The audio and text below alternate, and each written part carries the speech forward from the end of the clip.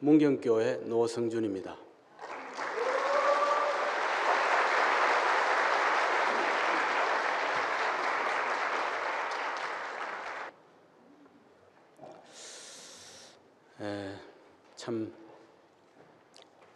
제가 이 자리에 선 것은 목사님과 여러분들의 승리라고 이렇게 생각이 듭니다. 오늘 제목은 여러분 받으신 대로 완성된 시 교회 이렇게 정했습니다. 성경 말씀은 에베소서 2장 20절입니다. 너희는 사도들과 선지자들의 터 위에 세우심을 입은 자라.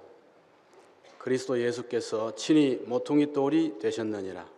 그의 안에서 건물마다 서로 연결하여 주 안에서 성전이 되어가고 너희도 성령 안에서 하나님이 거하실 처소가 되기 위하여 그리스도 예수 안에서 함께 지어져 가느니라. 네, 아멘. 오늘 이렇게 파송하는 이런 형제들을 보면서 사실은 오늘 이 제목이 완성된 시 교회 이렇게 했는데 전체적인 줄거리를 다 하며 시작하기 전에 이렇게 본 것 같습니다. 왜냐하면 씨로 이렇게 농부가 1년 농사를 지어서 자루에다가 이렇게 내년에 농사 지을 씨를 가득 넣어 놓잖아요. 그러면 그 씨를 이제 그 파종 시기가 되면 이렇게 경지 면적별로 이렇게 퍼가지고 이 땅에는 이걸 뿌리고 저 땅에는 저걸 뿌리고 이렇게 해서 씨를 뿌려서 농사를 짓습니다. 우리는 지금 한 자루 안에 있는 잘 익은 그 씨들입니다. 예, 이러니까 정말 1년 농사를 지으신 그 농부의 마음이 얼마나 참 푸근하겠는가 하는 것입니다. 하나를 가지고도 물론 씨를 할 수 있지만은 씨 이럴 때는 자루에 들어있는 그 가득한 곡식을 가지고 이렇게 씨라고 합니다. 누가 보고 그 벽씨 하나 보고 아이고 이거 벽씨가 여기 있네 이렇게 안 하고 뭐 이거 나락이 한 톨 떨어졌다 이러죠. 근데 자루에 있는 그 나락을 보고는 아이고 이거 벽씨구나 이렇게 합니다. 참 이번에 이게 씨라는 그 마음을 먹기 되게 이유가 이번에 목사님 병원에서 이렇게 씨는 완성되었다 이렇게 말씀하신 것이 이상하게 거기 점점 저에게 더 크게 들려왔어요. 처음에는 제일 처음에 그 말씀을 들을 때는 그냥 평이하게 들었는데 씨는 완성되었다. 그게 이상하게 저한테 더 크게 들렸어요. 왜냐하면은 목사님 말씀하시는 그 자체가 씨의 완전하심인데 근데 또 뭐 씨가 완성됐다고 하시는가 이렇게 생각을 해보니까 야 이제 이게 경작되어져서 이제 아주 온전하게 이게 씨가 다 무르익었다. 그래서 추수했다. 그리고 이게 자루에 이제는 가득히 넣어서 이제는 땅만 있으면 어디든지 가져 뿌려도 될 수 있는 그런 의미로 제가 아주 새롭게 들렸습니다. 저는 참 문경에서 이렇게 퇴직하고 난 이후에 농사를 지금 조금 짓고 있습니다. 뭐 전문 농업인은 아니고 그냥 부업 농업인입니다. 농사에 대해서 조금 이렇게 참 재미가 있기도 이렇게 하게 됩니다. 그러니까 이 씨에 대해서 이렇게 제가 새롭게 참 들려진 것이 참 너무 저에겐 참 은혜였어요. 아까 우리 용환수 장로님 권재훈 형제를 볼 때 기초가 잘 돼 있다고 그러잖아요. 그런데 이제 보니까 우리 그 전부가 다 기초가 다 잘 돼 있어요. 우리 교회는 기초가 뭡니까? 십자가에 달려서 뛰어내리지 못하신 그분의 생명이 기초잖아요. 다 기초가 똑같더라고요. 그러니까 그 씨가 이렇게 경작되어져서 추수되고 또 이제는 뿌려서 또 나고 이런 것을 이제 이런 과정을 보면서 야, 이거 정말 참 신기하다 이런 생각이 듭니다. 길이 없는 곳에서는 교통이 없습니다. 길이 없으면은 아무리 차가 있다 하더라도 갈 수가 없고 또 교통이 없으면 서로 이런 그 주고받고 하는 이런 왕래가 없으니까 자연히 서로 알지 못하게 되죠. 그래서 길이 반드시 있어야지 서로 왕래가 되고 또 이렇게 서로 가진 것을 나누기도 하고 이제 그렇게 합니다. 마찬가지로 씨가 없는 농부도 농사를 지을 수가 없죠. 씨 없는 농부를 보고 농부라고 할 수가 없는 것입니다. 씨가 있기 때문에 농사를 짓고 농사를 또 짓고 나서 씨가 생기니까 또 씨가 생기고 그 씨가 없는 사람은 농사를 아무리 짓는다 하더라도 그건 짓는 것도 아니고 또 못 지으니까 또 씨가 또 없는 거죠. 그러니까 역시 농부가 못 되는 겁니다. 처음부터 좋은 씨는 없는 것 같아요. 처음부터 뭐 아주 완전한 씨가 준비되어서 그 씨가 참 더 이상 이렇게 개량할 필요가 없는 이런 그 씨는 없는 것 같습니다. 땅도 물론 마찬가지죠. 좋은 땅이 없는 것과 마찬가지로 씨도 처음부터 좋은 씨는 없습니다. 우리가 지금 그 참 통일벼 이걸 보면은 이 통일벼가 나오기 전까지는 그때 당시에 뭐 벽씨가 있었잖아요. 있었는데 그때의 벽씨는 정말 단위 면적당 생산량이 아주 보잘것없었습니다. 그래서 우리나라 5,000년 역사에서 보릿고개라는 이런 참 어려운 시기를 우리 민족은 겪기도 했습니다. 저 자신이 그런 시대를 지나온 사람이죠.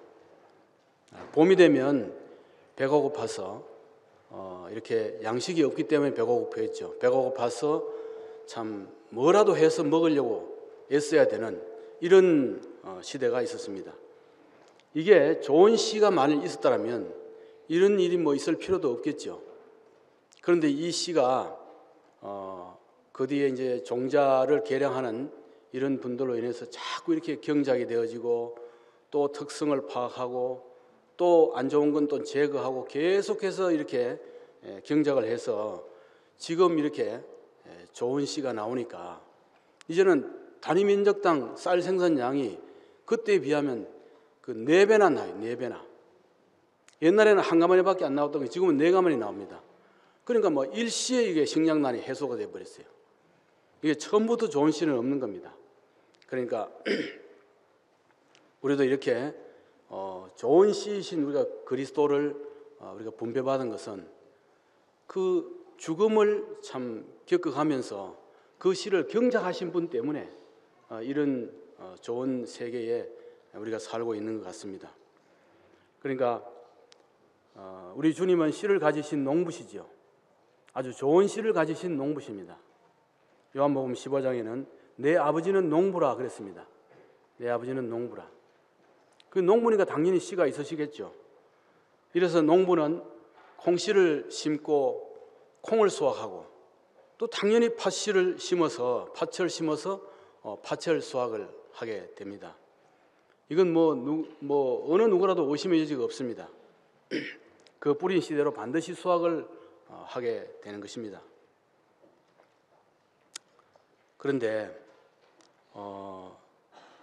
참 밭에만 씨를 뿌리시지 않는 사람도 있더라고요.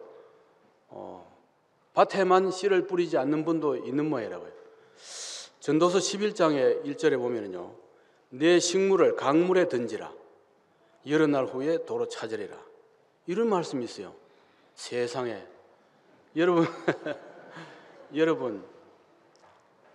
좀 씨보단 그래도 낫겠죠. 식물이니까 어떤 형체가 좀 크니까. 그런데 그 식물을 강 위에다 던져서 여러 날 후에 되찾으려 하는 농부가 있을까요? 세상에 난 그런 농부는 보지를 못했어요. 참 기막힌 일이죠. 정말 얼마나 절박했으면 그럴까 하는 생각이 들어요. 그런데 그보다 더 기막힌 분이 또 계세요. 강물에 씨를 뿌리더라고요. 강물에 씨를 뿌리시는 분. 참 그 씨를 뿌리심이 얼마나 절대적이고 정말 그거밖에 없으셨으면 강물에 씨를 뿌리셨을까? 강물에. 그 강물이 누군지 아시죠? 제가 그 강물입니다. 제가 강물과 같은 사람이었어요. 참 아무리 뿌려도 그냥 흘러가 버렸어요. 씨가 날 생각은 아예 못했었는데 그 씨를 워낙 많이 가지고 계신 분이니까 이건 뭐 제한 없이 씨가 나오시는 분이니까 뭐 온 강물을 다 씨로 다 덮어버렸어요. 저는 그게 저라고 생각이 들어요. 온 강물을 다 씨로 다 그냥 채워버렸어요. 그러는 겁니까? 그 씨가 썩어서 거기서 싹이 나고 그 다음에 잎이 피고 꽃이 피고 열매가 맺더라고요.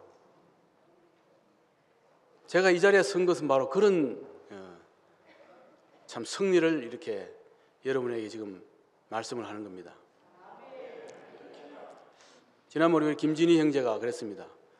우리 교회 누구라도 이 자리에 세워놓고 한마디를 하더라도 그건 전부 다 그리스도로부터 나온 것이라고 했습니다. 하다못해 악소리라고 해도 그것이 다 우리에게 복음이 된다고 그런 말씀으로 얘기를 했어요. 그러고 보니까 정말 제게서 있는 것이 아무것도 나로부터 말미암은 것이 아무것도 없더라고요. 저는 정말 강물이었는데 그 강물을 그 씨가 얼마나 많이 있으면 그냥 그 씨를 가지고 강물을 채워버려 가지고 밭을 만드신 이런 분. 참 전도서 11장에 있는 이 말씀이 그 괜히 나온 말씀이 아니더라고요. 보니까 참 너무 참 감사하고 그러니까 반드시 그 농부가 뿌린 씨대로 그 씨는 수확을 농부에게 안겨줄 수밖에 없습니다. 이렇게 만물은 그 뿌려진 대로 반드시 이렇게 나게 돼 있어요. 그러니까 뭐 콩난데 콩나고 팥난데 팥나니까 진실하죠. 거기 뭐 거짓이 있을 수가 없잖아요, 그죠? 진실하고 또 질서가 또 정연하죠. 근데 이게 문제가 이게 참 사람 농사가 문제죠. 이제 사람 농사. 사람 농사는 뿌려진 대로 이렇게 거둘 수가 없는 것 같아요. 세종대왕이 아무리 훌륭하다고 해서 그 씨를 가지고 농사를 지어도 그 아들은 세종대왕이 안 되더라고 보니까 어떻게 세종대왕 아들 중에서 저런 아들이 있는가 이럴 정도로 참 안 돼요. 그러니까 만물의 법칙대로 사람은 안 되더라고요 보니까. 그래서 온갖 노력을 다 해도 그 뿌린 대로 열매를 수확할 수가 없는 것이 이게 참 사람 농사입니다. 이게 전체적으로 보면은 인생의 문제인 것 같아요. 인생의 문제. 근데 이 문제가 하나님에게도 문제가 똑같은 문제예요. 하나님도 어떻게 하면은 자기 마음과 똑같은 사람이 나올 수 있는가? 이게 하나님의 문제이고 참 수건이죠. 풀리지 않은 숙제였고 이랬는데, 근데 물론 하나님은 해답은 알고 계시죠. 알고 계시지만 우리로 보면 이것이 풀리지 않는 그런 숙제이기도 했습니다. 이 문제는 바로 하나됨의 문제입니다.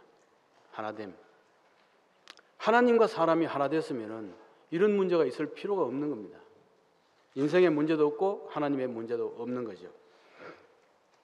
이것이 이제 온 인류의 문제라고 이렇게 생각이 됩니다. 세상도 사실은 어쩌면 전부가 다 이렇게 하나 되고자 하는 그 노력을 하고 있죠. 뭐 회사마다 직장마다 어디 가다 보면은 화합, 단결 전부 하나 되자 뭐 전부 이거 아닙니까? 사장은 회사원들에게 자기의 마음과 같기를 원하고 또 거꾸로 회사원들은 사장이 우리 마음을 좀 알아서 봉급을 좀 많이 올려줬으면 이런 식으로 이제 서로가 하나 되기 위해서 이렇게 노력을 하는 거죠. 근데 본질상 하나가 되지 못한, 하나가 될 수 없는 그런 본질을 갖고 있는데, 이걸 모르고 이제 이렇게 하나 되고자 하는 것, 이것이 얼마나 불행한 일인가. 저주는요, 안 되는 걸 자꾸 되려고 하는 것이 저주래요. 저주가 뭐 저주 받았다 이래서 저주 되는 게 아니고, 안 되는 것을 되게 하려고 하는 그 자체가 저주라는 거죠. 그러니까 선악과를 먹은 사람이 하나 안 될 수밖에 없는 본성을 갖고 있는데 어떻게 하나 되려고 애를 쓰겠냐 하는 겁니다. 그래서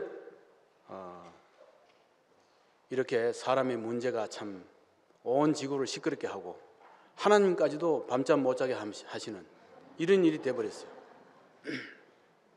그런데 원래 하나님은 사람을 만드실 때 둘로 만든 것이 아니고 하나로 만드셨잖아요.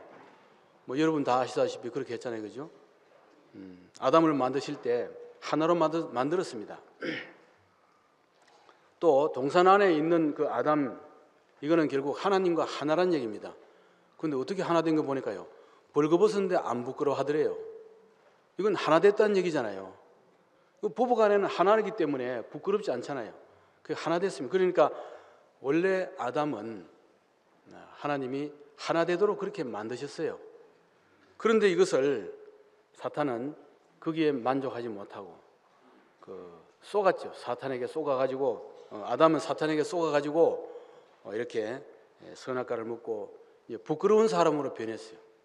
부끄러운 사람으로 변하고, 그러니까 자연히 동산을 나오면서 하나님의 마음을 표현할 수 없게 된 것입니다. 그러니까 이제 하나님은 어떻게 하면 당신의 마음을 사람들에게 심어서 이것을 온전하게 표현하게 하고 또 그거로 말미암아 사람들은 온전하게 살게 할 수 있을까 하는 이런 여러 가지 시도가 이렇게 성경에 기록이 되어 있습니다.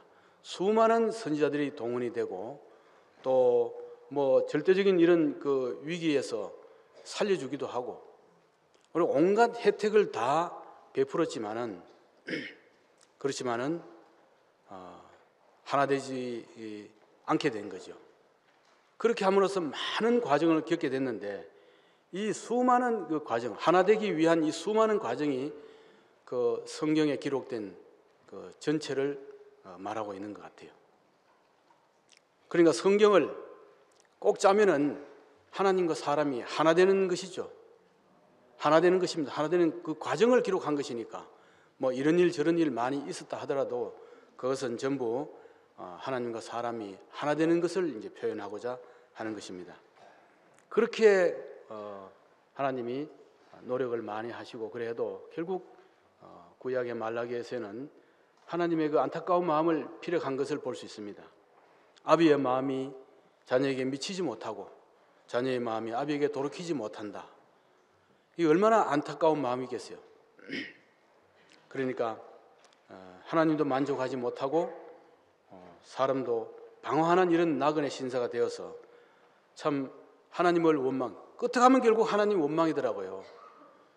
그 젊은 이런 자녀들이 잘 될 때는 자기가 잘 된 줄 아는데 잘못되면 끝에 가면 부모님 원망하는 거죠. 이거 하나님 원망하는 겁니다. 인생도 결국은 자기가 잘 될 때는 편하고 좀 잘 됐다 이렇게 생각할 때는 하나님 별로 생각 안 하다가 좀 잘 안 되면은 하나님 나와 보시오. 어떤 연속을 보다 보니까 하여튼 좀 어려운 이런 환경을 만났는데 소리 지더라고요. 하나님 나와 보라고. 당신이 살아있으면 나를 어떻게 이렇게 하느냐고. 끝내 가서는 그 하나님 아무 상관없는 하나님하고 그렇게 소리 지르고 원망하더라고요. 이 참 나그네라는 얘기를 하고 보니까요, 제가 목사님 말씀을 제일 처음 들었을 때의 테이프가 그 내용 중에 제일 제가 크게 들린 말씀이 나그네에 관계되는 말씀이었어요. 나그네가 길을 가다가 해가 저물었습니다.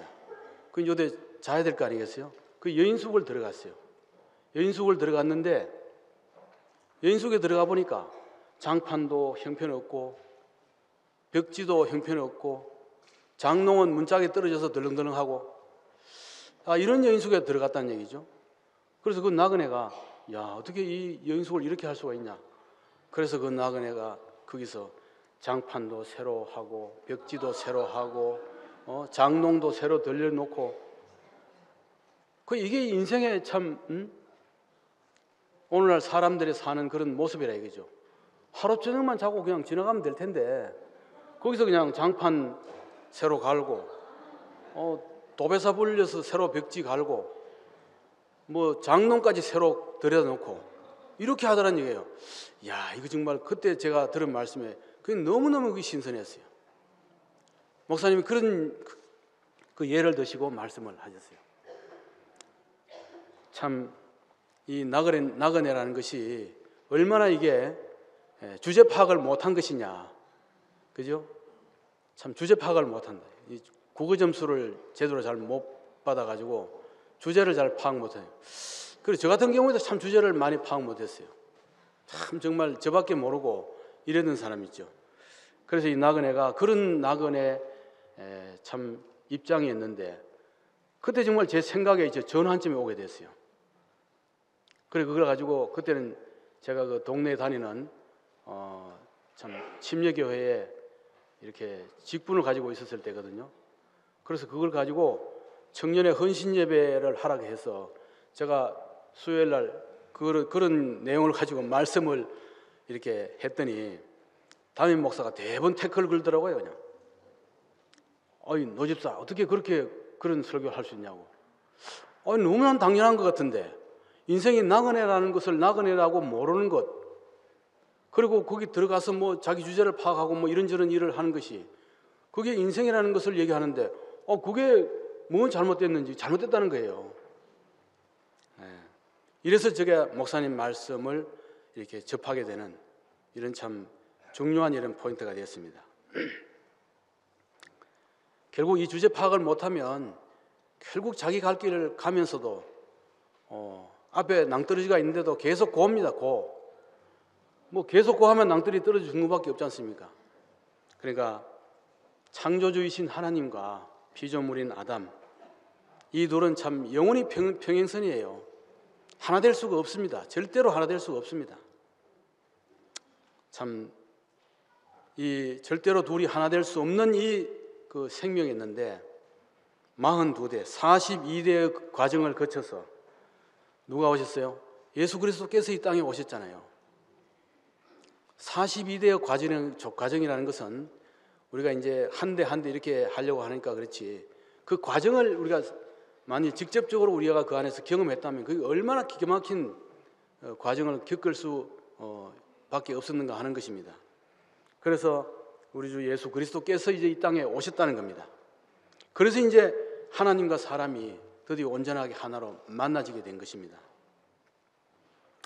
그리고 이 시로 이 하나님과 사람이 하나로 만나지게 된 이 시가 이제 교회로 완성됐다 하는 이 말씀이 이렇게 오늘 제게 각인이 된 겁니다. 사도 바울은 주와 합하는 자는 한 영이다 이렇게 말씀했습니다. 주와 합하는 자는 한 영이다. 사람과 하나님이 한 영이 된다. 그러니까 사람이 하나님과 합해서 하나님을 만족하게 됐다 이런 그 의미가 되는 거죠. 주와 합해서 하나 되는 것, 이것이 이제 신약 경륜의 요점입니다. 합해져서 한 몸이 되는 것, 이게 이제 요점이죠. 우리 교회 특성이 뭐겠어요? 어떤 형제 자매들을 보더라도 우리는 하나로 보잖아요. 하나로 봅니다. 그러니까 너는 이러고 저는 이러고 그렇게 둘로 보질 않더라고요. 이번에 우리 정한승 장로님이 서울로 이렇게 파송이 됐어요.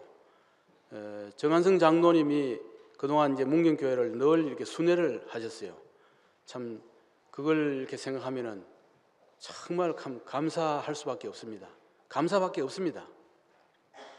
그런데 그 뒤를 이어서 우리 최대경 형제님이 박길용 형제와 함께 한 짝이 돼가지고 이제는 그의 주변에 있는 형제들과 더불어서 이제 문경 순회를 하게 됐어요. 근데 제 마음이 이상해요. 정한성 형제가 올 때나 오는 거나 최대경 형제가 오는 거나 하나로 보이더라고요. 하나로 봐요. 와서 우리 대경 형제가 참 이런 일이 없어야 되는데 하면서 아주 부담스러워 했는데도 한마디를 했는데도요. 한마디 했는데도 이상하게 그게 우리 안에서 제 안에서 야 이게 뭐를 막 끌어올리더라고요. 막 끌어내요 그냥. 그러니까 하나요 하나. 그래서 그때 우리 여호수아에서 봤잖아요. 모세가 죽고 여호수아를 가나안 땅으로 이제 들여보낼 때 그때 이스라엘 백성들은 그 여호수아에게 그랬습니다. 우리가 모세에게 순종한 것처럼 당신에게 순종할 테니까 담대하시고 나가시오. 그렇게 했잖아요. 이상하게 그걸 그때 내가 성경을 생각이 나가지고 우리 최대경 형제한테 읽어드렸어요. 하나더라고요 하나. 이러니까 우리 식구들은 누구는 작고 낮고 이런 게 없어요. 그러니까 제가 이렇게 오늘 담대하게 섰잖아요. 담대하게. 예, 강물과 같은 사람. 예. 그러니까 우리가 주님과 하나 되는 거 이거 외에는 사람이 살았다는 게 없어요 보니까. 안 그러면 전부 갈기갈기 다 찢어집니다. 둘이 하나 될 방법이 없습니다. 본질이 둘인데 어떻게 둘이 하나가 되겠어요? 예, 정말 한 몸이라는 겁니다. 한 몸. 자, 몸이 있으니까요. 몸이 있으니까 몸 안에 여러 장기가 있겠죠, 그죠? 그래서 우리 몸을 안에서 이렇게 보면은 많은 장기가 있습니다. 크고 작은 장기, 정말 눈에도 안 띄는 것도 있고, 아주 늘 또 눈에 띄는 것도 있고, 많은 장기가 있잖아요. 그렇지만 우리가 밖에서 이 몸을 볼 때는 하나밖에 안 보이잖아요. 누가 우리 형제를 보면서 아이고 저 대장이 썩었네. 아이고 저 폐가 잘못됐네. 누가 이런 사람 누가 있어요? 몸으로 보죠. 그렇죠? 몸으로 봅니다. 몸으로 보니까 몸을 소중하게 여기는 거죠. 그러니까 정말 이게 너무너무 참 1 더하기 이런 2라는 그런 수학 공식과 같은 아주 평이한 이게 진리인데 이걸 우리는 지금 모르고 있었어요. 저는 모르고 있었어요. 우리 집안도 우리 할아버지 때부터 기독교 집안입니다. 우리 할아버지가 평신도로 지낸 분이 아니고 이게 감로란 무슨 직책이 있어가지고 교회를 이렇게 개척하고 이래요. 지금도 할아버지가 개척한 교회가 예천 그 용궁에 가면 있어요. 그런 집안이었어요. 그런데도 내 속에는 이게 그리스도 안에 우리가 한 지체란 한 몸이라는 걸 전혀 개념도 없었어요. 전혀 개념도 없었어요. 그러니까 우리가 정말 교회 안에서는 내가 작은 것 같아도 작은 지체를 볼 것이 아니고 정말 밖에서 보는 우리를 그 몸이라고 볼 때 우리가 세상으로 나갈 땐 몸이다 하는 것을 생각하면 됩니다. 몸이다. 그러니까 내가 세상으로 나갈 때는 교회를 대표하고 나간다는 거죠. 그리스도의 몸으로 우리는 나간 겁니다. 이러니까 우리 건정훈 형제 또 몇 형제 어떤 형제라도 꼭 파송이 아니라 어떤 집에 우리가 잠시 그냥 방문을 했더라도 우리는 몸으로 가는 겁니다. 예, 얼마나 이것이 참 큰 축복인지 모릅니다. 내가 알든 모르든 우리는 이미 몸으로 이렇게 건축이 되어 있어요. 저도 사실은 이 몰랐는데 어느 날 보니까 몸이더라고요. 몸으로 되어 있어요. 그래서 이것이 하나님과 사람이 합해졌다 하는 것입니다. 마태복음 1장에 그런 말씀 있잖아요. 처녀가 잉태하여 아들을 낳을 것이요 그 이름을 임마누엘에 하리라.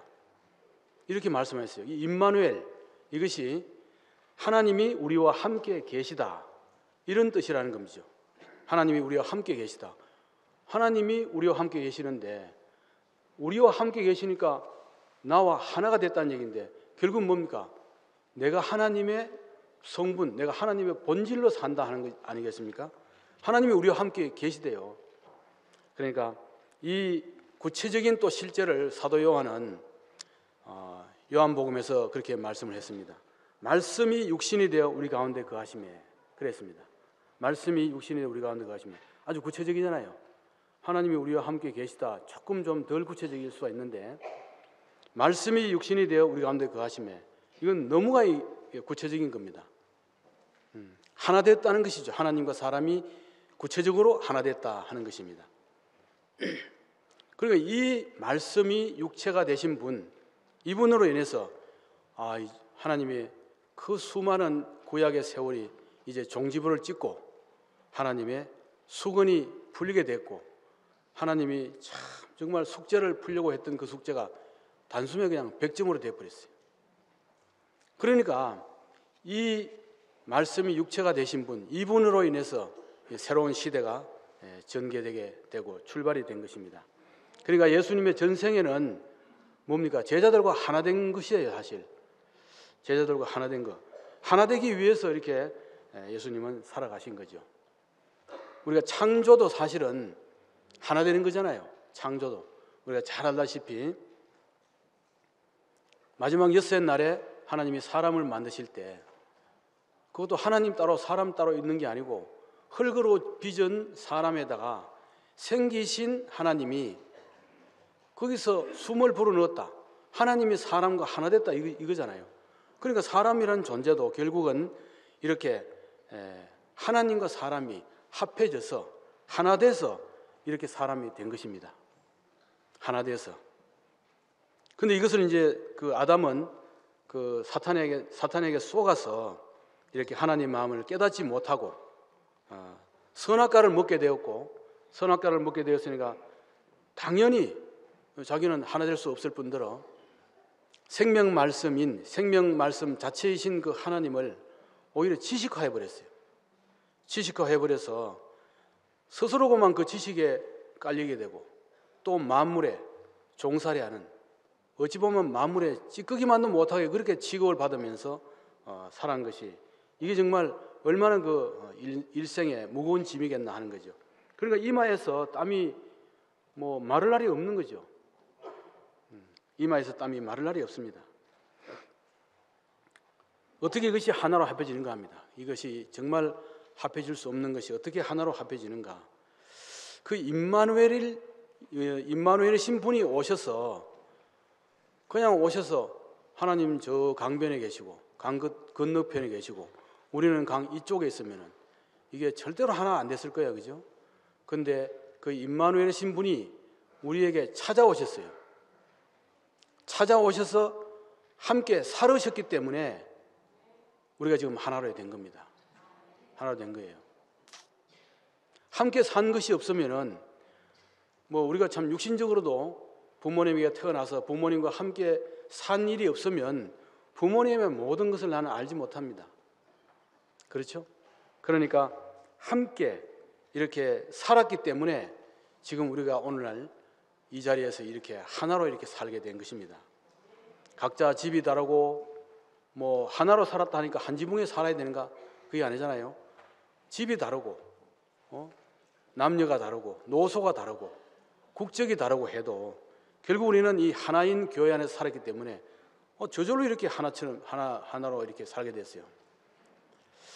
참 그래서 함께 살기 위해서 이렇게 찾아오셔서 그분이 어떤 마음을 가지고 오셨겠어요? 야, 너희들이 내가 살아간 것처럼 나처럼 살아라. 그렇게 하시면서 우리가 함께 살으시지 않겠어요? 그죠? 제자들과 함께 산 예수님도 아마 그런 마음이시지 않은가 이런 생각이 들어요. 나처럼 살아라. 그런데 나처럼 살아라 이러니까 제가 또 제 얘기를 잠깐 해야 되겠네요. 제가 우리 두 자녀에게 결혼을 시키면서 그랬습니다. 우리 아들, 딸, 며느리 사위에게 그런 말을 했어요. 이제 너희들이 이제 사회로 나가면 사회적인 지위나 또 생활 형편이나 모든 것이 나보다 더 훨씬 더 나을 것이다. 나보다 더 훨씬 나을 것이다. 그렇지만은 인생은 나처럼 살아라. 제가 좀 담대하죠. 절대로 너는 나처럼 살면 안 돼. 넌 나보다 더 잘 살아야 되고 나보다 더 출세해야 되고 이게 아니고 물리적인 환경은 너희들이 나보다 더 잘 살 수도 있을 수도 있는데 그렇지만 인생은 나처럼 살아라. 그렇게 얘기를 했어요. 그렇게 나처럼 살아라 이랬는데 그게 이상하게 저 안에서 내가 이 말을 해도 되나? 이게 없더라고요. 보니까 그대로 그냥 그 말을 하게 됐어요. 물론 지금 저처럼 살아간 대로 우리 자녀들이나 우리 식구들이 그렇게 지금 살고 있습니다. 지금 적어도 지금 그렇게 살고 있어요. 그렇게 참 함께 산 것 때문에 나처럼 살아라. 제 인생이 너무 복이 되고 제 인생이 원래부터 이런 인생이 아니고 이렇게 경작되어진 씨처럼 곡식처럼 이런 인생이 됐기 때문에 내가 너무 내 인생이 복이 돼가지고 나처럼 살아라 이랬어요. 네, 나처럼 살아라. 그렇게 당부를 하게 됐습니다. 그러니까 우리 주님은 우리와 하나로 합해지기 위해서 이렇게 오신 분입니다. 사마리아 여인에게도 가실 때 또 배반하고 가버린 베드로에게도 주님은 또 가셨어요. 왜 가셨는가? 당신과 하나로 합해지기 위해서 가신 겁니다. 목사님도 처음에 우리를 찾아오셨어요. 우리가 처음에 이렇게 대구교로 온 게 아니고 목사님이 찾아오셨어요. 기차 타고 걸으시고 그렇게 와서 문경에 오셨어요. 처음에는 그렇게 와서 우리를 찾아오셨어요. 찾아오셔서 그분이 사신 것을 우리는 하나하나 한 면 한 면을 지금 우리가 보고 온 대로 그렇게 제가 이제 보게 된 것이죠. 그러니까 그 목사님이 사신 그것을 내가 본 것만큼 내가 그래 살아가더라고요. 저는 젊은 시절에는 참 잘 살지도 못하고 아까 보릿고개처럼 여름이 되면 정말 꽁보르밥에다가 고추장에다가 풋고추를 찍어 먹었고 또 밖으로 일을 하고 이래 될 시기가 있었어요. 그랬는데 잘 살지도 못하면서 아무 것이나 부모님이 해주시는 밥을 잘 먹으면 되는데 이상하게 이게 청소년 시절 때는 찰밥도 먹기 싫고 찰밥도 안 먹었어요. 내가 집에서 엄마가 찰밥을 하면은 내 밥을 따로 해야 돼. 미밥을 그냥 보리밥에다가 쌀 몇 개 섞은 밥이지만 그 밥이 있어야 돼 또. 그리고 또 미나리 같은 것도 미나리의 독특한 향이 좋은데 이상하게 그게 뭐에 좋은지도 모르고 미나리도 아예 먹기 싫고 이랬어요. 근데 목사님 만나고 난 뒤에 제가 먹는 경계선이 싹 다 허물어 버렸어요. 그냥 목사님 잡수시는 거 보고 다 먹었어요 그냥.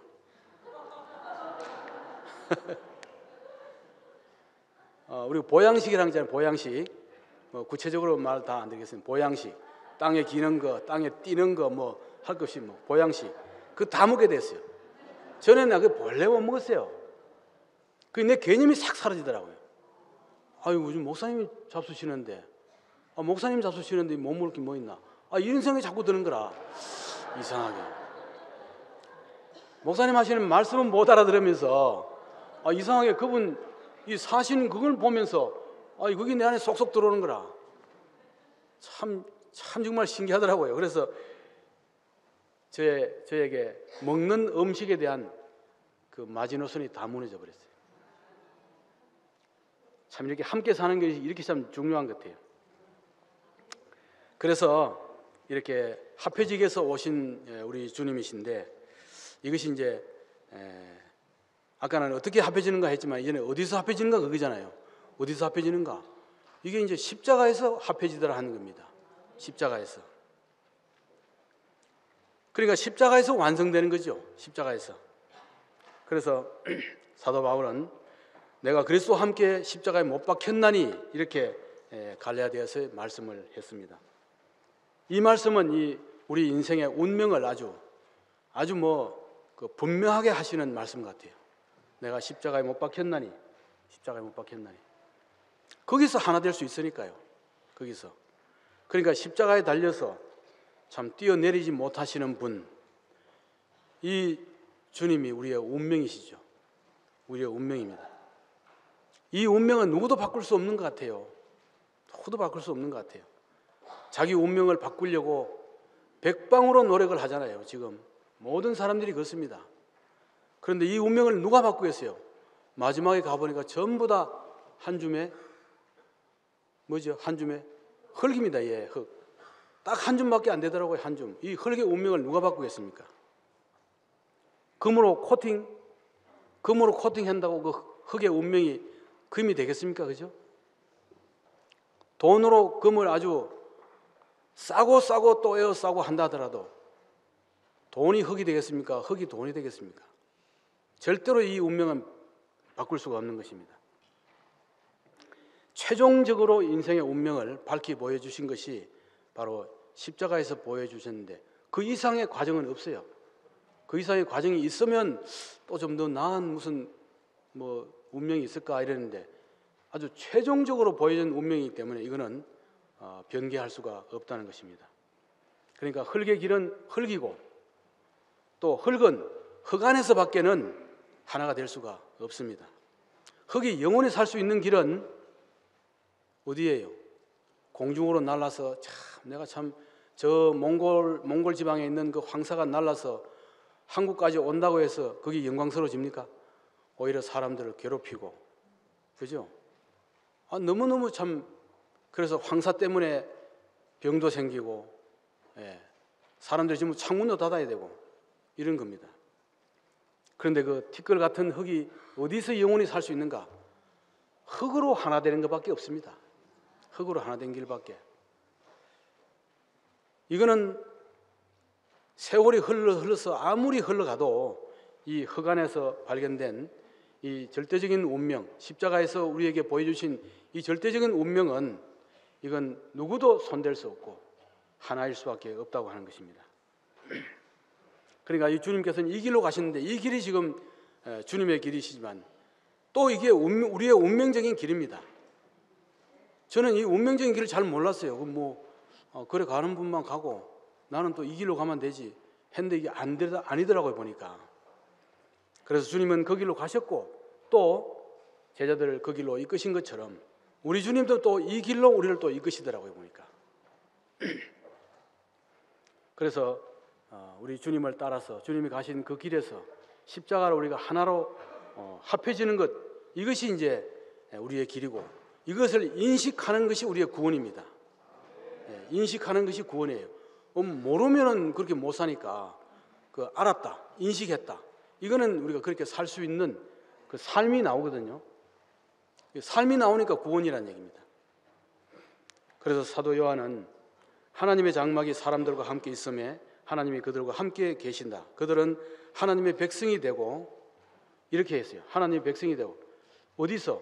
하나님의 장막이 사람들과 함께 있다.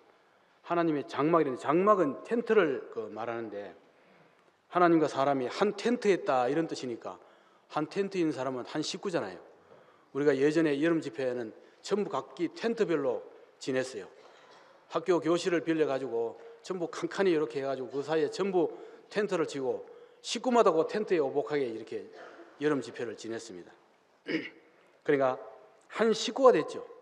한 식구가 되면은 한 식구끼리는 꽁보리밥 먹으면 꽁보리밥 먹어야 되고 나도 꽁보리밥 먹기 싫었는데 어쩔 수 없이 먹게 됐어요. 한 식구였으니까. 그리고 고기 먹으면 고기 먹어야 되고 하여튼 그렇게 한 식구면은 모든 것을 이렇게 공유하게 됩니다. 함께 살고 함께 또 참여하고 함께 누리는 거죠. 형님이 큰형님 돌아가셨습니다만 큰형님이 참 젊은 시절에 고생을 많이 하셨어요. 그 형님이 고생을 하시면서 일하는데 나는 18살 후에 이제 참 어린 아이죠. 옛날 같으면 자식과 같은 그런 입장인데 한 식구니까 형님이 고생하니까 나도 그거 가서 안 거들을 수가 없더라고요. 그러니까 함께 참여할 수밖에 없어요. 근데 이게 공유라는 단어 요즘 참 많이 익숙해졌죠. 여러분 거의 다 스마트폰 가지고 계실 텐데 이 스마트폰 때문에 이 공유라는 그런 단어를 많이 사용합니다. 자, 사진도 찍어서 또 동영상도 찍어서 그다음에 말씀도 녹음을 해서 그냥 함께 사는 분들에게 공유 딱 누르면은 바로 그냥 실시간으로 함께 누리게 됩니다. 한 식구니까 그렇죠, 그죠? 하나로 있기 때문에. 그래서 이 장막 한 식구라는 것, 이것은 결국 모든 것을 함께 누린다는 것이죠. 함께 누린다, 그렇게 했어요. 그러니까 이걸 갖다가 이제 그 사도 바울은 에베소서 2장에서 그랬잖아요. 허물로 죽은 우리를 그리스도와 함께 살리셨고 또 함께 일으키사 그리스도 예수 안에서 함께 하늘에 앉히시니 이랬어요. 전부 함께래요. 함께. 그리고 우리가 예수 그리스도와 합했기 때문에, 하나이기 때문에 이런 함께란 말을 했는데, 우리는 참 하늘에 올라가 본 적도 없는데 여기서는 이 바울은 함께 하늘에 앉히시니 이랬어요. 하면 이걸 함께 하늘에 앉혔다고 기정사실로 발표를 했어요. 그럼 우리는 지금 땅에 살지만, 대한민국 국민으로서 살지만, 그러나 그 이전에 시민은 어디에 있어요? 하늘에 있는 거죠. 우리의 시민권은 하늘에 있는 것입니다. 하늘에 앉혔으니까, 하늘에 앉히신 분 안에 우리도 거기 같은 위치로 우리를 앉히셨으니까, 이제 우리는 이제 하늘의 그 시민권을 갖고 있는 사람, 하늘의 시민이죠. 그러니까 교회 안에 사는 우리는 하늘의 시민이고 하늘에 살고 있다 하는 것입니다. 그리고 정말 우리가 사는 삶을 보면은 옆집에 뭐 사는 사람이나 뭐 똑같이 사는 것 같은데 이상하게 우리가 사는 건 달라요. 다르다고 해서 뭐 다른 사람 밥 한 그릇 먹을 때 우리는 밥 10그릇 먹는 것도 아니고, 그런데 이상하게 그 삶의 가치가 달라요. 삶의 우선순위가 달라요. 그러니까 그것을 내가 인식하는 것만큼 우리의 삶이 다른 삶이 되더라 하는 겁니다. 다른 삶이. 그러니까 이게 이 땅에 살아도 하나는 데려감을 당하고 하나는 들림을 당했다. 나 그게 옛날에 뭔 말인지 몰랐어요. 어떻게 그럴 수가 있나 이랬는데, 이제 보니까 지금 우리가 똑같이 살고 있는데 하나는 땅에다 두고 하나는 버려둠을 당했다. 이런 것이 이런 경우 아닌가, 이런 것을 제가 경험을 하게 됐습니다. 저만 그런가요? 예, 참 십자가에서 참 죽으시고 뛰어내리지 못하신 그 예수 그리스도 이 한 분 때문에 우리가 이렇게 온전한 삶을 살게 되고, 이제는 나 그 개인이 아니고 이제 단체적인 그런 인격체, 여러분들과 함께 내가 이렇게 그 연결되어지고 건축되어진 이런 사람으로 제가 살게 됐어요. 참 이게 너무너무 감사해요. 정말 너무 감사해요. 예. 그래서 고린도후서 5장에는 그렇습니다. 그런즉 누구든지 그리스도 안에 새로운 피조물이라. 이전 것은 지나갔으니 보라 새 것이 되었다. 이제 새 것이래요. 여기 보니까 아무도 헌 사람 없네요. 보니까. 예. 전부가 다 새 사람이네요. 그릇은 새 그릇이 좋다 하는데 사람은 헌 사람이 좋대요. 헌 사람. 그런데 이 헌 사람이 제가 보니까요, 태초부터 있었던 분이니까 얼마나 헌 사람이겠어요. 태초부터 우리는 이렇게 오신 분들이니까 그 헌 것이 아니고 날마다 새로워지신 그런 새 사람, 이런 새 사람이 지금 우리가 된 것입니다. 정말 그래서 교회는 참 새로운 피조물이다. 교회 안에 있는 모든 형제자매들은 정말 새로운 그 피조물이다. 새로운 분들이다. 어제하고도 또 다르고, 그죠? 오늘 곧 이랬다 하더라도 내일은 가면 또 다르고, 그러니까 영원히 이게 진행형입니다. ing, 진행형. 정지되어 있을 수가 없어요. 이게 생명은. 그래, 여기는 개인이 없습니다. 개인이 있는 것 같은데 딱 밖에 나가면 이게 몸이라 이게 개인이 아닙니다. 유대인과 이방인은 철천지 무슨 원수같이 그렇게 느껴지다네요. 그런데 이게 한 몸입니다. 한 몸. 그 한 몸이 돼가지고 교회가 됐잖아요. 교회가. 그래서 이 교회는 정말 그리스도 안에서 우리가 몸들이 연결되어진 이런 연결체입니다. 참 새로운 피조물 이러니까 아까도 말씀드렸지만 저는 완전히 참 새로운 피조물에 포함돼서 지금 이 자리에 나온 겁니다. 새로운 피조물. 참 제가 생각해도 육신은 지금 옛사람인데 속사람은 저는 완전히 새 사람 같아요. 새 사람 같아요. 이상하게 옛날에는 뭔 생각을 말을 들으면 거기에 딱 이렇게 고정되어 있는데 이제는 그렇진 않아요. 고정되어 있지 않고 이상하게 또 내일 가면 또 다른 이런 마음이 생겨요. 그 고정되어 있는 것이 더 이상 나를 이렇게 좌지우지 못하게 되더라고요.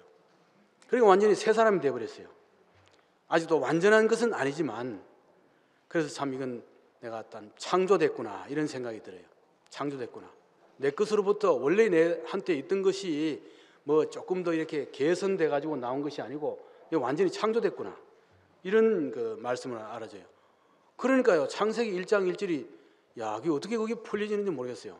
태초에 하나님이 천지를 창조하시니라 그게 딱 알아지더라고요.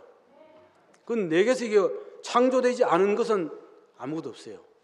육신적인도 그렇잖아요. 나도 창조된 거지 부모로부터 창조된 거지 뭐 내가 어디 내 원에 의해서 이게 이렇게 육신이 이렇게 된 거 아니잖아요. 여기에 새롭게 창조를 하신 이 참 과정에서 내가 정말 감사하지 않을 수 없는 분들이 있죠. 참 첫 번째로 우리 목사님 정말 너무너무 감사해요. 목사님을 참 생각하면은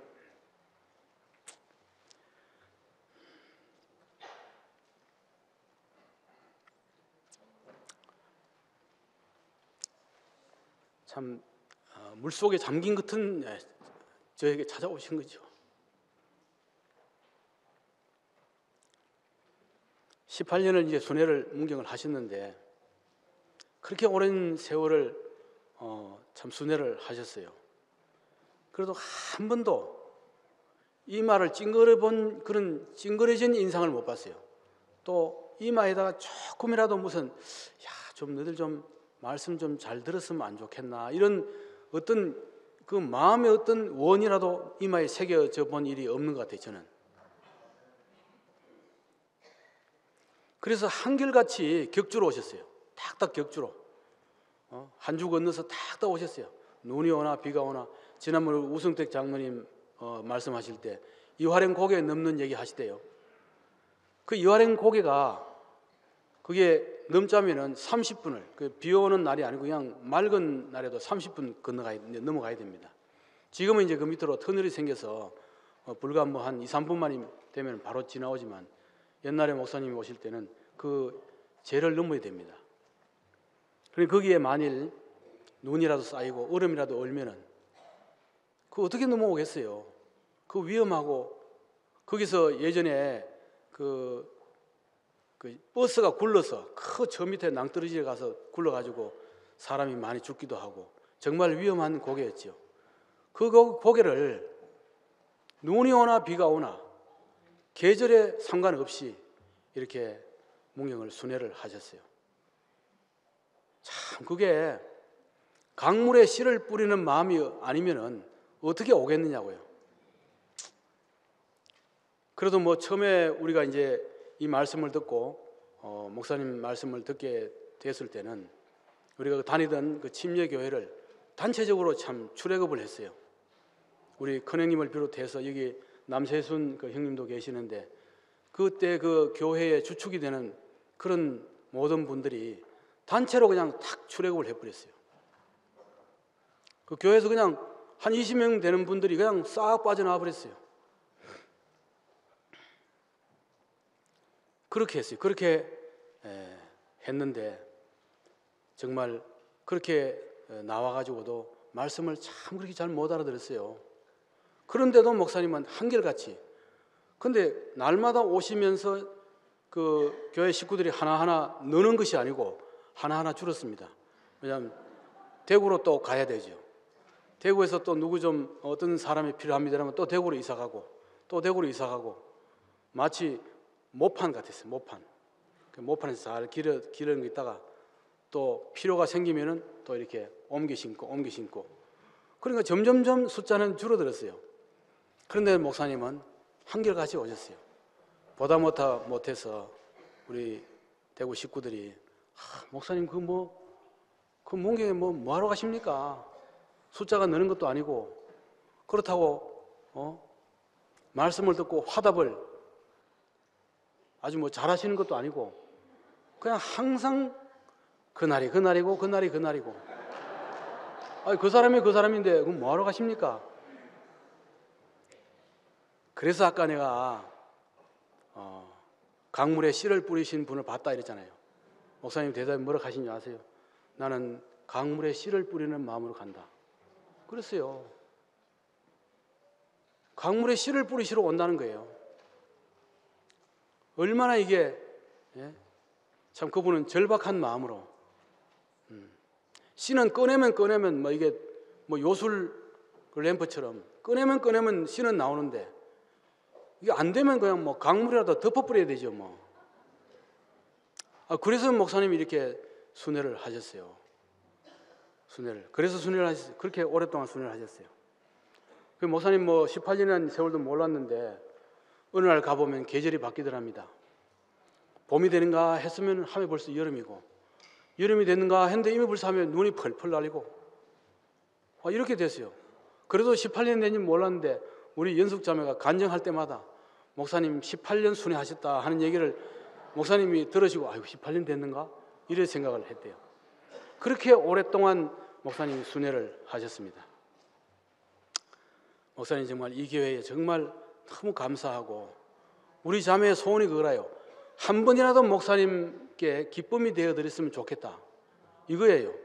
왜냐하면 너무 말씀 못 알아듣고 졸리고 앉으면 졸고 목사님 순회하실 때 정말 우리는 그랬어요.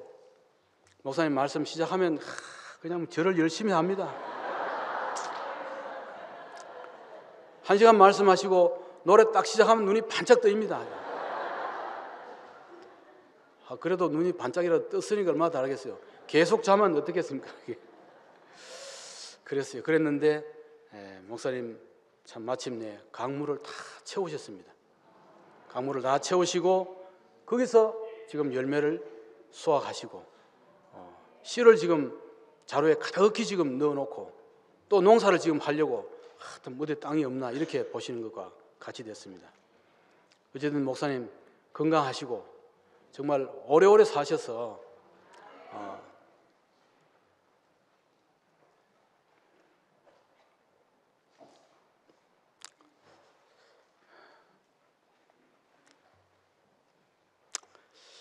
우리가 어떻게 사는지를 꼭 보셔야 되죠.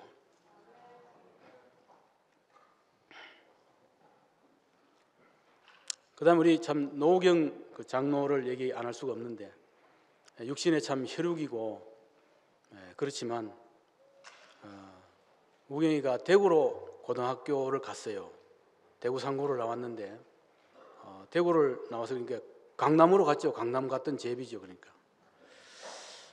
그 강남 갔던 제비가 호박씨를 물어온 것이 아니고 목사님 녹음 테이프를 물어왔어요.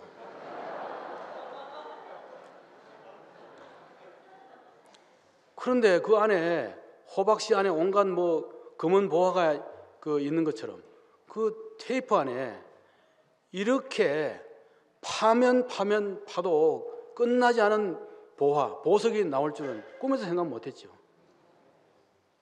꿈에서 생각 못했어요. 그 녹음 테이프 한 개 물어다 준 거 그것이 결국은 우리 문경의 모든 식구들의 운명을 확 바꿔버렸고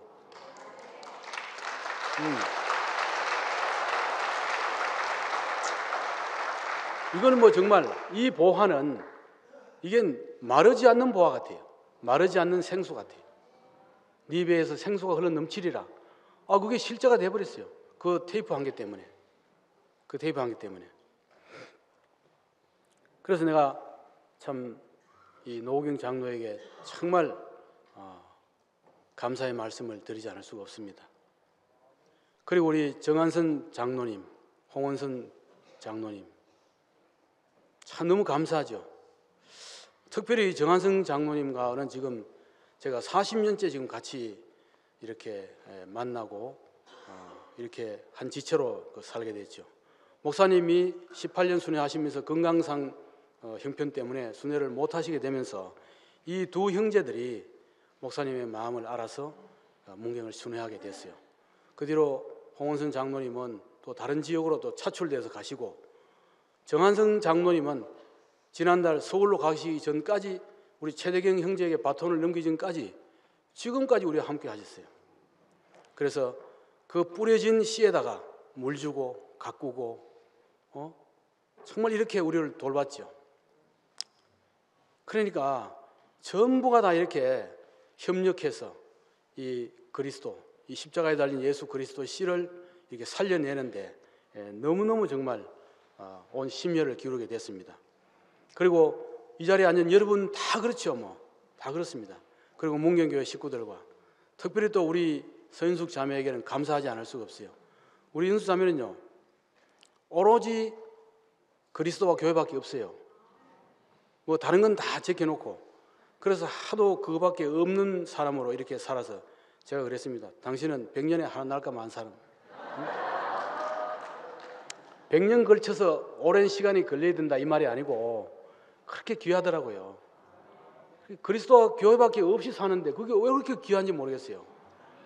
그래서 내가 참 귀하다는 표현을 잘 못했어요. 표현력이 별로 참 이 자꾸를 반은 이렇게 잠가 있어가지고 정말 이제는 이 자꾸가 열려져요.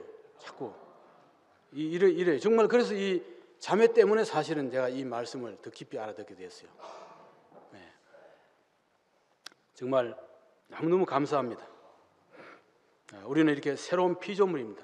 이런 모든 분들로 인해서 완전하게 참 연결되어진 이런 피조물입니다.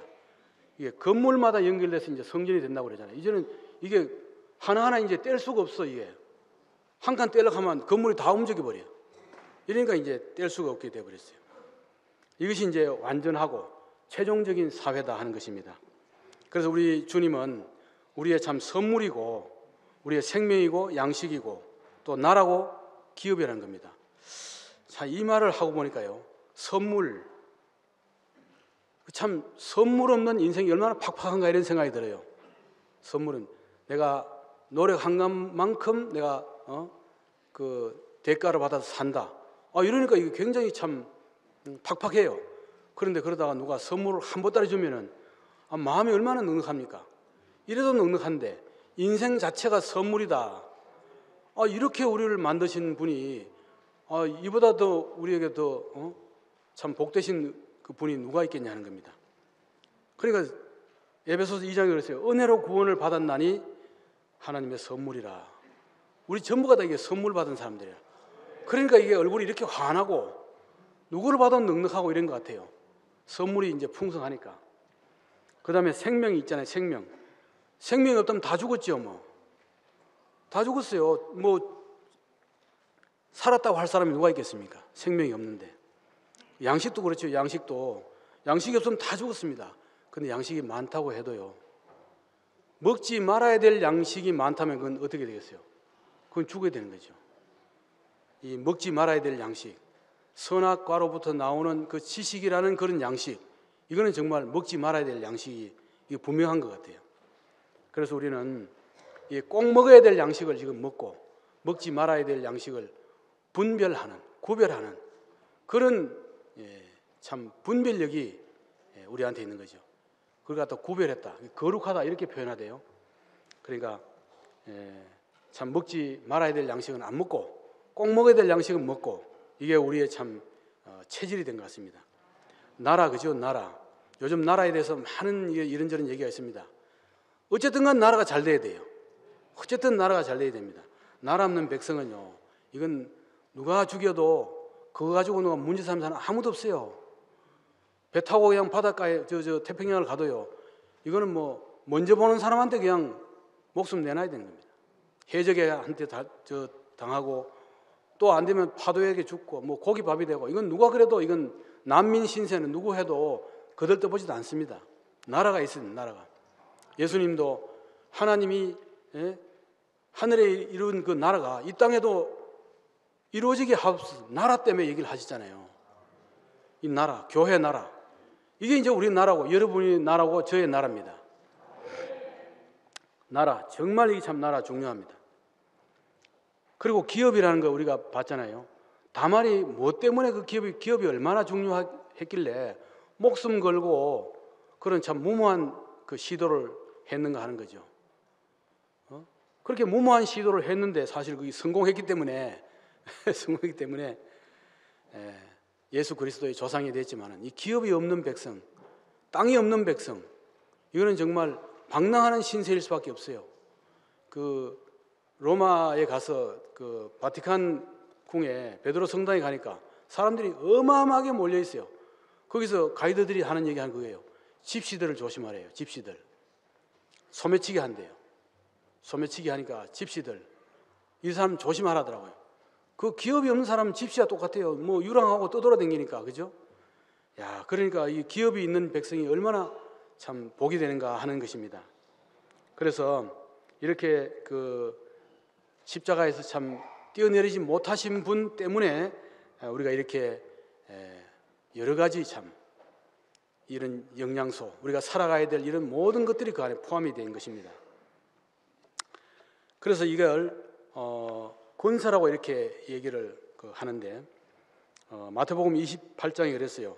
예수께서 나와 말씀하여 이르시되 하늘과 땅의 모든 권세를 내게 주셨으니 그러면 너희는 가서 모든 민족을 제자로 삼아 아버지와 아들과 성령의 이름으로 침례를 베풀고 내가 너희에게 분부한 모든 것을 가르쳐 지키게 하라. 그렇게 했습니다. 이제는 이상해요. 우리 형제들이 가는 곳마다 이거 권세가 드러나니까 어떻게 됩니까? 목마른 사람이 목마름이 해결되고 배고픈 인생이 양식이 공급이 되니까 이게 이상하게 그 사람이 살아나고 그러죠. 제가 군대에 있을 때 육군 57병원에 유행성 출혈열 때문에 입원을 한 적이 있었어요. 정말 그 죽음을 죽음 일보 직전에 갔다가 살아나왔는데, 그때 요 4살인가 5살인가 4살인가 이거 조그만 애가 포항에서 헬기로 공수돼 와서 그게 육군병원에 입원을 했어요. 근데 얘가 정말로 피골이 상접했어요. 이게 링거를 꼽을 데가 없어가지고 여기다가 꼽았어요. 이마에다가. 그러니까 이건 뭐 완전히 이건 사람이라 할 수, 완전히 이거 그냥 해골. 근데 얘가 경과가 조금 좋아져가지고 물을 조금 주입을 하고 물을 조금 주고, 그 다음에 멀건 미염 같은 그 곡기가 들어가 있는 멀건 미염 같은 그 주사를 그걸 입에 조금 흘리니까, 야, 신기한 거 봤어요. 이상하게 요 머리 있잖아요. 머리에 이 살 이게 피부가 보송보송하게 뭐가 막 솟아오른 것 같아요. 꼭 그 키위 보면 왜 그때 털이 송송송 나고 그렇잖아요, 그죠? 꼭 그것이 피부가 송송송송하게 살아나는 게 보여요. 야, 그때 내가 그래, 이게 밥이 이렇게 좋구나, 밥이. 예, 그걸 내가 그때 느꼈어요. 그때 느꼈다니까요. 그러니까 이게 모든 것에 모든 것이 됩니다. 이렇게 곡식 안에는 모든 것에 모든 것이 들었잖아요. 곡식 안에 그 조그마한 하늘의 그 미라 안에 그 안에 맛이 들어있죠, 향기가 들어있죠, 형태가 들어있죠, 그죠? 모든 것이 그 안에 다 들었어요. 수량도 들어있고 다 들어있습니다. 그러니까 이 십자가에서 참 뛰어내리지 못하시고 달려 있으신 분, 이 한 분 안에 모든 것이 다 들어있습니다. 예, 모든 것이 다 들어있어요. 인생의 향기, 인생의 맛, 인생의 영양, 왜 살아야 되는지, 뭐 때문에 살아야 되는지 모든 것이 이 안에 다 포함되어 있더라고요.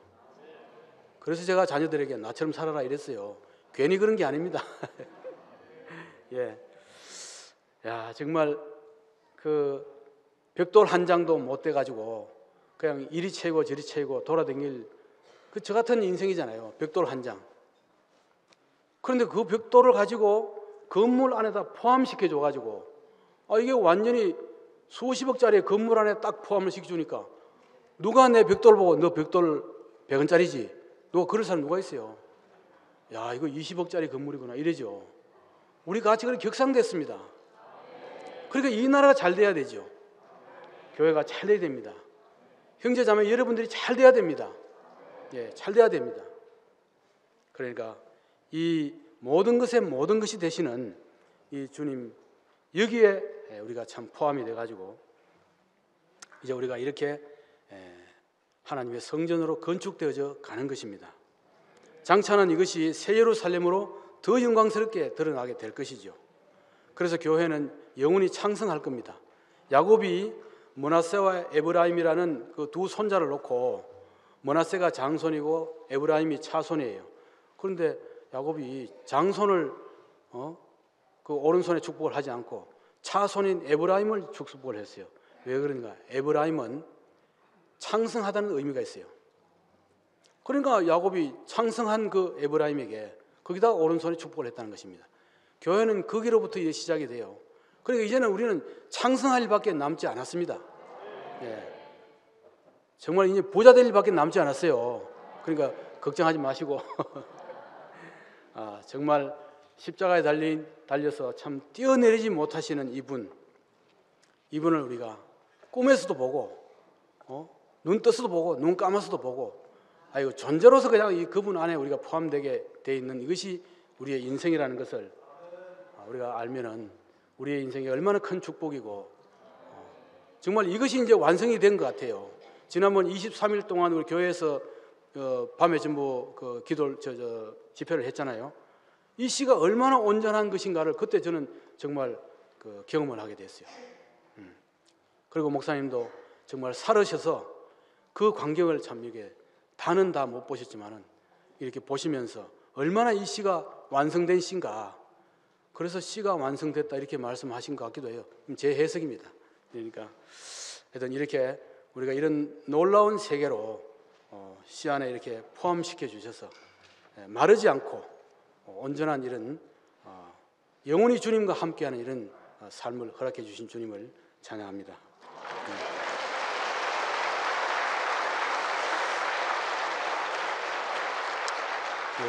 기도하겠습니다.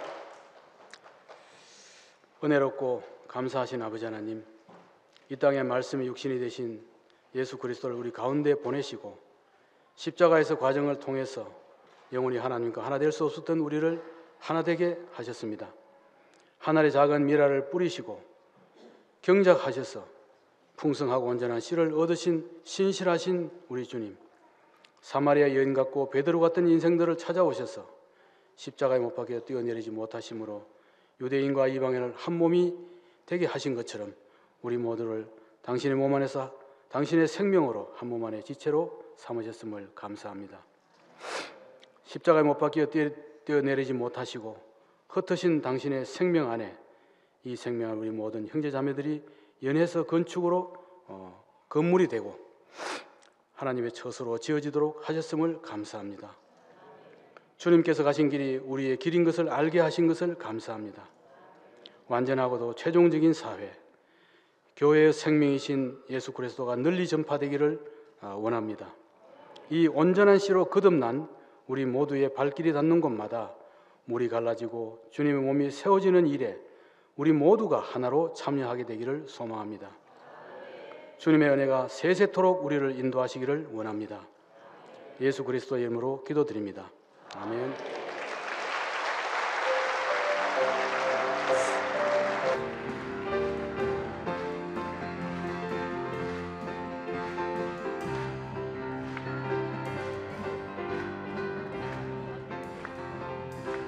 주님 찾아오 캄캄한 밤에 나는 바다에 있었네. 밤이 많도록 수고했어도 나에게 일 없뿐이었네. 깊은 곳에 나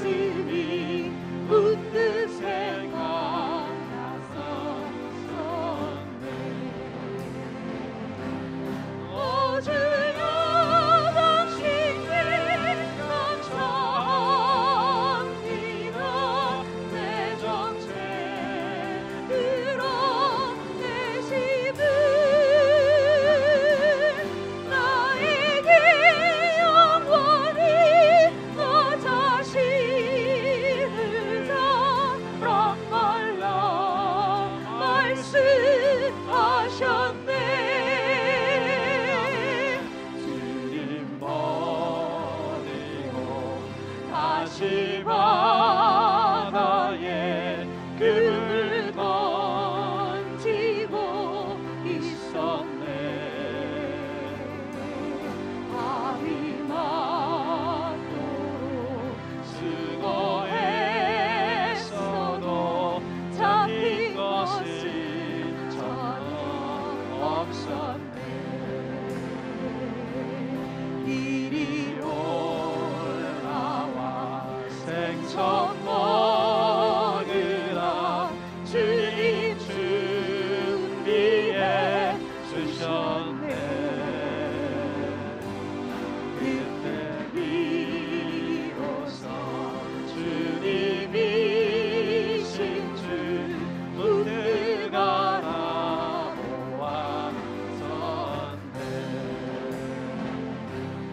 오 주여 당신께 감사합니다. 내 앞서 준비하시는 나에게 영원히 나보다 먼저 있다고 말씀하셨네.